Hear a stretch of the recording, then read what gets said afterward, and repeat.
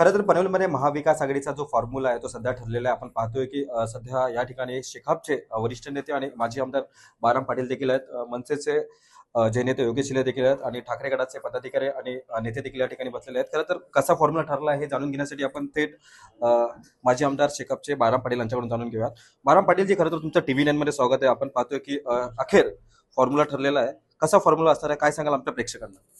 गेले 10-12 दिवस पनवेलमध्ये भारतीय जनता पक्षाची जी भ्रष्टाचारी आणि जनविरोधी सत्ता आहे, भारतीय जनता पक्षाचे आमदार प्रशांत ठाकूर यांचा जो जनतेच्या अपेक्षांच्या विरोधात भूमिका घेऊन कारभार करण्याचा हट्ट आहे, त्या विरोधात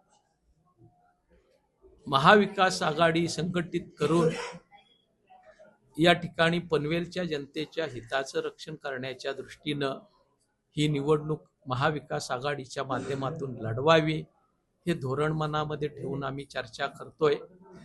2-3 दिवसापूर्वी आम्ही अंतिम निष्कर्षाप्रत आलेलो होतो, पण ज्या काही हार्डल्स होत्या 2-4 त्या आज आम्ही दूर केलेल्या आहेत, अडथळे दूर केलेले आहेत आणि आज महाविकास आघाडीची रीतसर घोषणा आम्ही आपल्याबरोबर करतोय.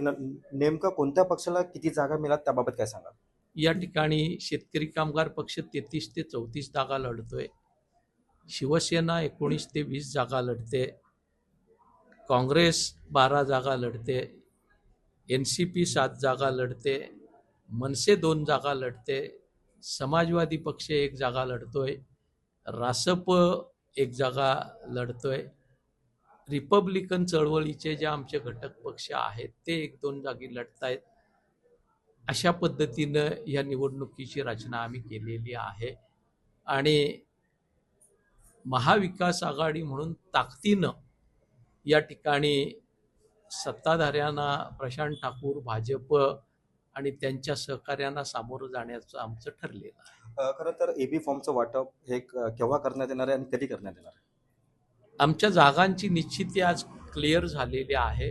उद्या सकाळी प्रत्येक पक्ष आपापल्या कार्यकर्त्यांना त्या ठिकाणी AB फॉर्मचं डिस्ट्रीब्युशन करेल आणि साधारण उद्या 1:30 वाजेपर्यंत महाविकास आघाडीतल्या साऱ्या घटक पक्षांचे जे उमेदवार आम्ही डोळ्यासमोर ठेवलेले आहेत त्यांचे अर्ज दाखल होतील अशी व्यवस्था आम्ही करतोय. खरं तर एक शेवटचा प्रश्न, शेवटी महापौर कोणत्या पक्षाचा पनवेल महानगरपालिकेवरती? महापौर महाविकास आघाडीचा.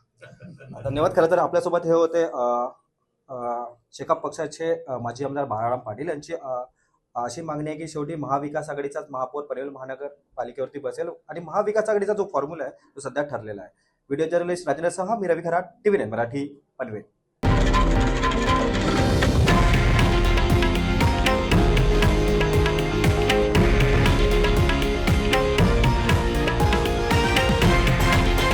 हे आहे देशातील नंबर 1 न्यूज नेटवर्क आणि आपण पाहत आहात TV9 मराठी, एकमेव.